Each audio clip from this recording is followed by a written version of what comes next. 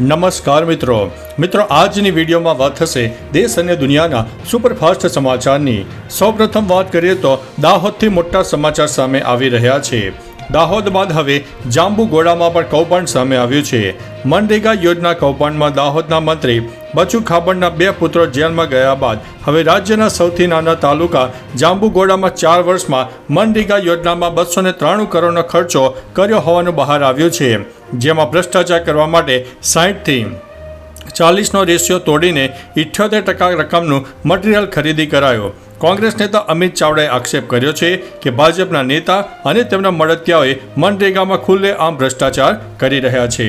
મિત્રો, અન્ય મહત્વના સમાચારની વાત કરીએ તો અમદાવાદમાં એક જ દિવસમાં કોરોનાના 20 કેસ નોંધાયા છે। રાજ્યમાં ફરી એકવાર કોરોનાના કેસમાં વધારો થયો છે। અમદાવાદમાં એક જ દિવસમાં કોરોનાના 20 કેસ નોંધાઈ ગયા છે। સામે આવેલી માહિતી અનુસાર કોરોનાના કુલ 31 કેસ એક્ટિવ છે। કોરોનાના દર્દીઓમાં સામાન્ય તાવ, કફ અને શરદીના લક્ષણો જોવા મળી રહ્યા છે।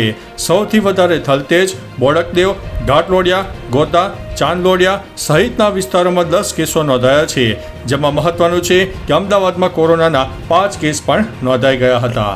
મિત્રો, અન્ય મહત્વના સમાચારની વાત કરીએ તો મોસ્કો એરપોર્ટ ઉપર ડ્રોન વડે હુમલો। રશિયાના મોસ્કો એરપોર્ટ પર ડ્રોન વડે હુમલો થયો છે।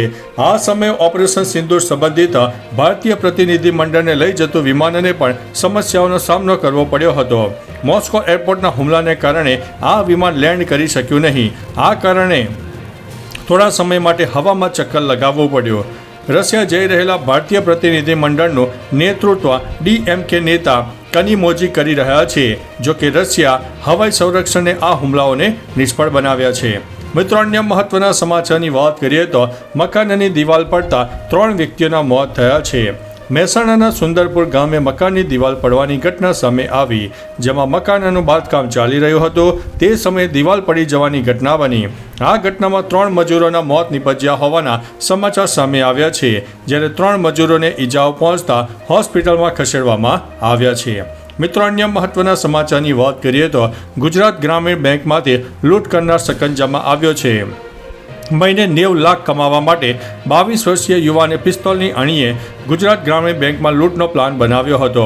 બેંકમાં માત્ર 2 મહિલા કર્મચારી હોય છે અને સિક્યુરિટી ગાર્ડ હોતો નથી, જેના કારણે ઘરથી માત્ર 2 કિલોમીટર દૂર આવેલી બેંકને લૂંટ માટે ટાર્ગેટ કરનાર આરોપીની સુરત ક્રાઇમ બ્રાન્ચે ધરપકડ કરી છે, જે 3,76,890ની લૂંટ ચલાવીને નાસી ગયો હતો। મિત્રો, અન્ય મહત્વના સમાચારની વાત કરીએ તો રાજકોટમાંથી ઝડપાઈ પૈસા ખંખેરતી પત્રકારોની ટોળકી। રાજકોટમાંથી ક્રાઇમ બ્રાન્ચ દ્વારા 3 પત્રકારોને તોડ કરતા ઝડપી લેવામાં આવ્યા છે। આ 3 પત્રકારોએ એક શાળા સંચાલકને બદનામ કરવાની ધમકી આપીને કોઈ સામાન્ય રકમ નહીં પણ 25 લાખ રૂપિયાની માગણી કરી। શાળા સંચાલકના અંગત વિડીયો મેળવીને એક સાંધ્ય દૈનિકના પત્રકારે ટોળકી રચી અને તેને વાયરલ કરવાની ધમકી આપી 25 લાખ રૂપિયા માગ્યા હતા। મિત્રો, અન્ય મહત્વના સમાચારની વાત કરીએ તો 3 દેશોમાં જોરદાર ભૂકંપના આંચકા અનુભવાયા છે। ઇન્ડોનેશિયા, નેપાળ અને તજાકિસ્તાનમાં ભૂકંપ આવ્યો। ઇન્ડોનેશિયાના દક્ષિણ સુમાત્રા ક્ષેત્રમાં ભૂકંપના તીવ્ર આંચકા અનુભવાયા। રિક્ટર સ્કેલ ઉપર તેની તીવ્રતા 5.9ની માપવામાં આવી, તો નેપાળમાં પણ ભૂકંપના આંચકા અનુભવાયા, તેની તીવ્રતા 4.3ની માપવામાં આવી હતી। આ પછી તજાકિસ્તાનમાં પણ ભૂકંપ આવ્યો, જેની તીવ્રતા 3.9ની માપવામાં આવી છે। જોકે ભૂકંપમાં ક્યાંય પણ કોઈ જાનહાનિના અહેવાલ નથી મળ્યા। મિત્રો, અન્ય મહત્વના સમાચારની વાત કરીએ તો વાતચીત અને આતંકવાદ સાથે નહીં તેવું વિદેશ મંત્રાલયે જણાવ્યું છે। વિદેશ મંત્રાલયે કહ્યું છે કે ભારત અને પાકિસ્તાન વચ્ચેનો કોઈ પણ સંબંધ દ્વિપક્ષીય હોવો જોઈએ। વાતચીત અને આતંકવાદ સાથે ન ચાલી શકે। તુર્કીએ આ અંગે વિદેશ મંત્રાલયે કહ્યું છે કે અમને આશા છે કે તુર્કીએ પાકિસ્તાનને સરહદ પરના આતંકવાદને સમર્થન આપવાનું બંધ કરવાનું કહેશે। સાથે જ દાયકાઓથી આશ્રય આપ્યો છે તેવા આતંકવાદી કેમ્પ સામે નક્કર પગલાં લેવા કહેશે। મિત્રો, અન્ય મહત્વના સમાચારની વાત કરીએ તો નક્સલીઓ સાથે એન્કાઉન્ટરમાં ભાવનગરનો જવાન શહીદ થયો છે। છત્તીસગઢના સુકમામાં નક્સલ વિરોધી ઓપરેશન દરમિયાન ભાવનગરના દેવગાણા ગામના CRPF જવાન મેહુલ સોલંકી શહીદ થયા છે। તેઓ બ્લેક કોબરા કમાન્ડો તરીકે ફરજ બજાવતા હતા। એન્કાઉન્ટર સુકમા બીજાપુર સરહદે થયો, જ્યાં સુરક્ષા દળો અને નક્સલીઓ વચ્ચે ભારે ગોળીબાર થયો। કોબરા યુનિટ જંગલમાં નક્સલીઓ સામે લડવામાં નિષ્ણાત ગણાય છે। હાલ સમગ્ર દેવગાણા ગામમાં શોકનો માહોલ છે। મિત્રો, અન્ય મહત્વના સમાચારની વાત કરીએ તો રાજકોટમાં જિજ્ઞેશ દાદાની કથામાં વરસાદનું વિઘ્ન આવ્યું હતું. રાજકોટના માલ્યાસણ ગામે જિજ્ઞેશ દાદાની કથા ચાલે છે. ભારે પવન અને વરસાદને કારણે કથાનો ડોમ બેસી ગયો અને પડદા પણ ફાટી ગયા. ઘટનામાં કોઈ જાનહાનિ થવાની માહિતી નથી. કથાના બીજા દિવસ હતો અને શ્રોતાઓને સલામત રીતે બહાર કાઢવામાં આવ્યા. રાજ્યમાં કમોસમી વરસાદે ખેતીને પણ વ્યાપક નુકસાન પહોંચાડ્યું છે. રાજકોટ, ગોંડલ સહિતના વિસ્તારોમાં ભારે પવનથી મોટું નુકસાન થયું હતું. મિત્રો, અન્ય મહત્વના સમાચારની વાત કરીએ તો પાકિસ્તાનની અવરચંડાઈ, 227 મુસાફરોના જીવ જોખમમાં મૂકી દીધા. દિલ્હીથી શ્રીનગર જઈ રહેલી ઇન્ડિગોની ફ્લાઇટ ખરાબ હવામાનમાં ફસાઈ ત્યારે પાયલોટે લાહોર એટીસી પાસે પાકિસ્તાનના એરસ્પેસમાં પ્રવેશવાની મંજૂરી માંગી. જોકે પાકિસ્તાને મંજૂરી ન આપી. પરિણામે ફ્લાઇટમાં સવાર 227 મુસાફરોના જીવ જોખમમાં મુકાયા. ફ્લાઇટ પર વીજળી પડવાની ઘટના પણ બની હતી. જોકે પાયલટે સમજદારી દાખવી અને વિમાનને શ્રીનગરમાં ઇમરજન્સી લેન્ડ કરાવી દેતા દુર્ઘટના ટળી હતી. મિત્રો, અન્ય મહત્વના સમાચારની વાત કરીએ તો અસલી નોટો વચ્ચે નકલી નોટો દબાવી બેઠેલા 2 જણા ઝડપાયા છે.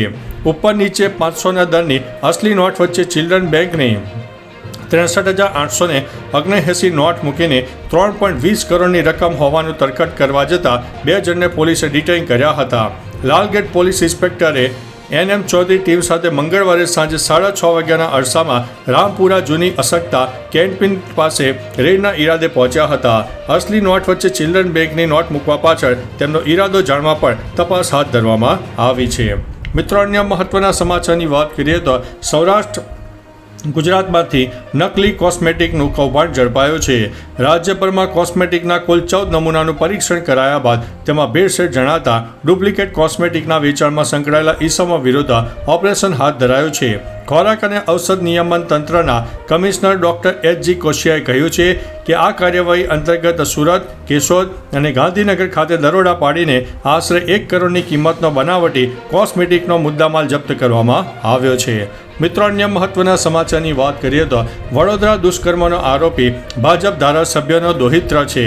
વડોદરાની યુવતીના દુષ્કર્મ કેસમાં આરોપી અનિરુદ્ધસિંહ ગોહિલ ઉમરેઠ ભાજપના ધારાસભ્ય ગોવિંદભાઈ પરમારનો દોહિત્ર હોવાનું ખુલ્યું છે.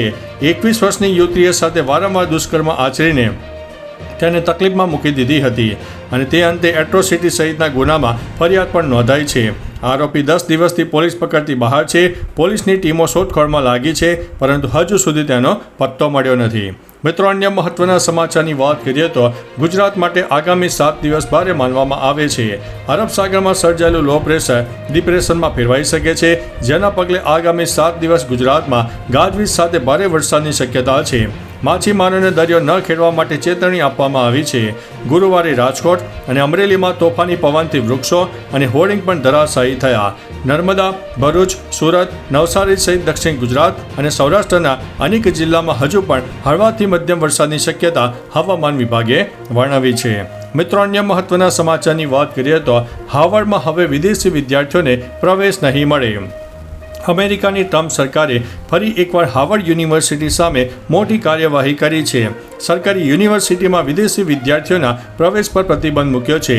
સરકારે હાર્વર્ડ પર યહૂદી વિરોધને પ્રોત્સાહન આપવાનો અને ચીની કમ્યુનિસ્ટ પાર્ટી સાથે સહયોગમાં કામ કરવાનો આરોપ મૂક્યો છે. સરકાર કહે છે કે વિદેશી વિદ્યાર્થીઓને પ્રવેશ આપવો એક વિશેષ અધિકાર છે, એ અધિકાર નથી. તો ચાલો મિત્રો, ફરીથી દેશ અને દુનિયાના સુપરફાસ્ટ સમાચાર લઈને મળતા રહીશો.